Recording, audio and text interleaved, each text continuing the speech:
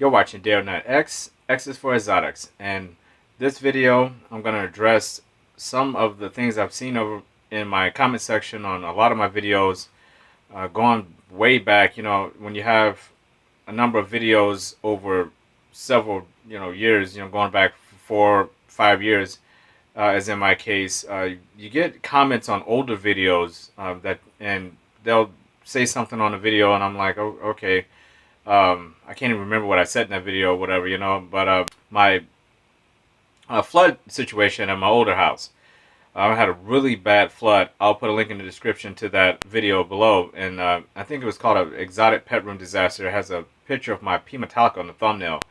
And people get attracted to that, obviously, that P Metallica, but also people love bad news, unfortunately, in today's society. So the video has been doing well for no other reason than people like to see a good disaster, So I noticed in that video, I went back and looked at it, and it's weird to see my old room and my old house and the troubles I had in that house, and it's good to know that you can, kind of move on from negative situations like that. I am a very positive person. I do not like negative situations. I will avoid it at all costs.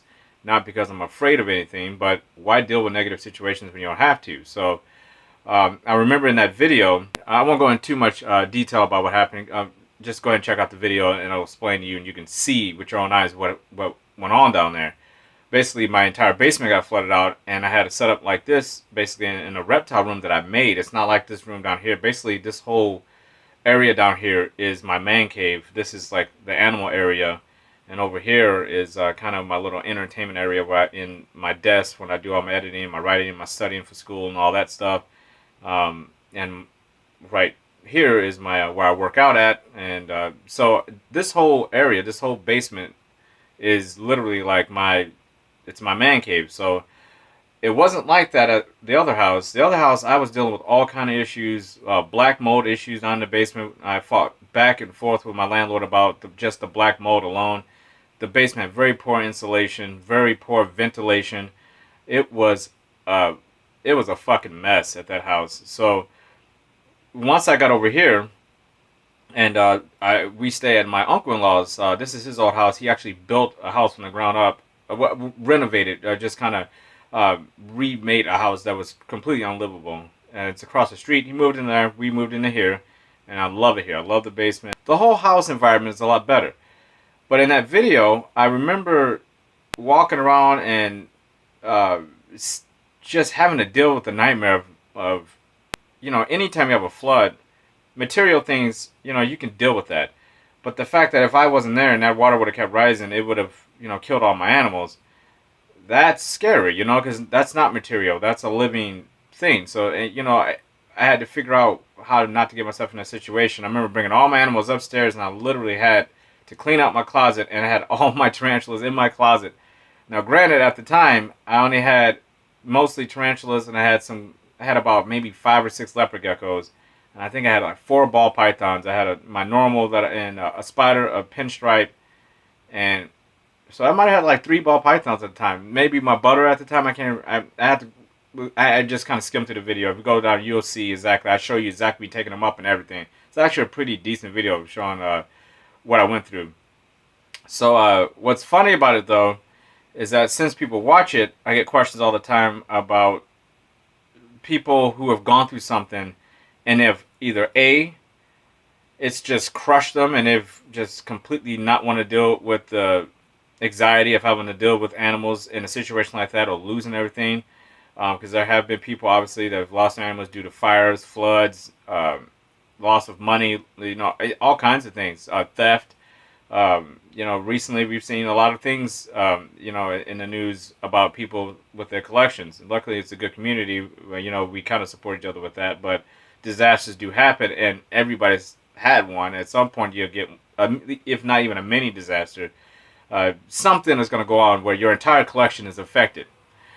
To those people, I would say this: when you're dealing with something like that, when you have a problem on a major scale where you've lost everything. Now, I have not lost my entire collection, but like I said, we've all had situations where our entire collection has been affected by a disaster, or it could be a mite infestation. It could be respiratory infections. If you have snakes, it could be uh, somebody, you bought a lot of tarantulas, and almost every single one of them had some kind of an issue. It's sad, but you have to fight through it. And if you want to continue being in the hobby, I suggest just start fresh. Just get one animal and start over. And like I said, I haven't been through that personally, but that's what I would do. Emotionally, I would be devastated. I'm not saying it would happen overnight. If I was to lose my entire collection, because I love animals so much, there's no way I would be able to go very long without having one. So I think immediately I would go out and get me something. And I would probably get myself one ball python, one corn snake, one leopard gecko, one tarantula, and I would start from the ground up and replace, as much as I could. And carpet python, I would add as much as I could. My beardy, I would replace as much as I could, because I would be empty. I would be empty. And just think about this for a second. How good would life be, as far as human beings could be, if you could almost... You can't replace any living thing. But to a certain extent, that's why having animals, to a certain extent, is enjoyable. Because you can come very close to replacing something that is near and dear to your heart. When my snow corn snake Naga died, I was devastated. I was tore up. But it felt good in the same week to get an animal as a baby that looked exactly like him. It filled a void very quick. It did not replace Naga, but it made me feel so much better to have something that even looked like him in our collection. My father died when I was 14 years old. He's been dead for 23 years, going on 24 years. He can't be replaced. If I had somebody in my life that even came close to him, trust me, I'd feel better about it, because I think about him every day. No one has ever come close to my father. We were best friends. So that's all I'm saying. Even if somebody came 80%, 50% close to how my father was, in my eyes, I would feel, but nobody's even come close. With these animals, you can't completely replace them all, but you can fill that void a lot easier than you can if a human being died, is what I'm trying to say. It's not as easy as being like, I broke my TV, I'm going to go get the exact same model TV, and I'm never going to even notice it's gone. Naga, my first snow corn snake, is dead. I'm never going to get him back. And the second one that I have here, this new snow corn, I love him, but he's not Naga. But I love the fact that I still have a snow corn in my collection. And the same would go for almost all my animals. I love my P. metallica tarantula. I haven't replaced her yet. When I do, it's going to make me feel like I replaced that animal, not so much as in my heart, but I like having a P. metallica around. It makes me feel good to have things that I enjoy seeing and interacting with. If your dog died, dogs don't have a very long shelf life as far as in relative terms to humans, but that doesn't mean you're never going to get another dog because your dog died. It happens. Death is it's a part of life. It's a necessary part of life. And I look on the bright side of everything. So if you have lost your collection, because like I said, this video is a response to you guys commenting on those videos and sending me emails, and when I see people in person, how discouraged they are, or they're nervous or have anxiety about what they would do if it would happen. It's up to you to kind of see if you can put yourself in a position so it doesn't happen. Like, I got out of that house. The house with the flood, I got out. The black mold, I got out of it. I couldn't take it anymore. I didn't stay in that environment. I didn't stay in a place where I knew my animals could be all destroyed due to things out of my control. It wasn't my house. It was my landlord's house. He didn't understand my anxiety about the basement, and had he been truthful going in, I never would have put myself in that position to begin with. So, you just want to put yourself in the best situation. This basement I'm in now has flooded. This whole street, this whole neighborhood I live in has a very bad, it just doesn't, the water drainage in this neighborhood does not work well at all. So, this basement has flooded. The difference is that I have someone who took care of the problem immediately, and it never was going to happen again. That's the difference. So I even though you're going to have problems, I came through a near scare down here with this. I mean, it was under a foot of water down in this area you see now was under a foot of water with my animals down here, and me and my uncle all got together and we figured it out, so that would never happen again. But he cared about my animals just as much as I did. He knew how much it affected me, so he got on the ball immediately, made sure it never happened again. Didn't get that in Mold House. So it's up to you to kind of put yourself in the best situation possible. But if and when the situation happens, if you find yourself in a disaster and you lose all your animals, if you trust me, if you have that much anxiety about it, you're gonna find it easy to get back into it.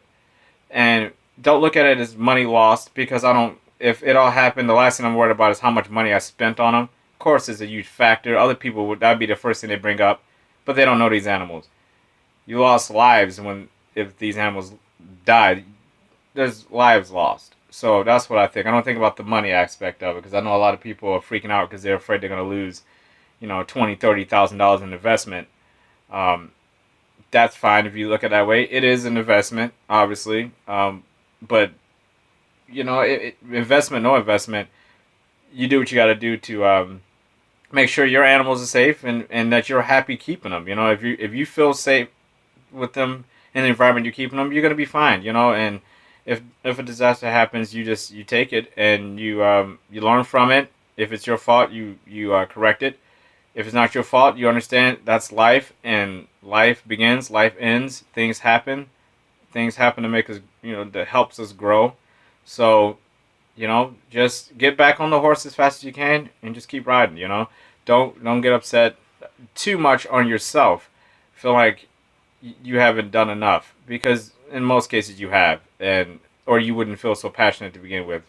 So that was just a response to a lot of comments I've been getting about just their experiences, people's experiences, and how things happen in life. Life can be very hard.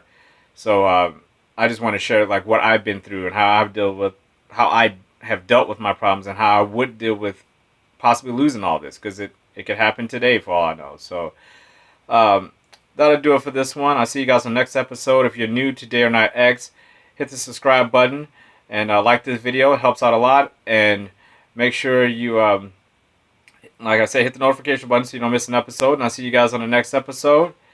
Be you and be genuine. See you next time.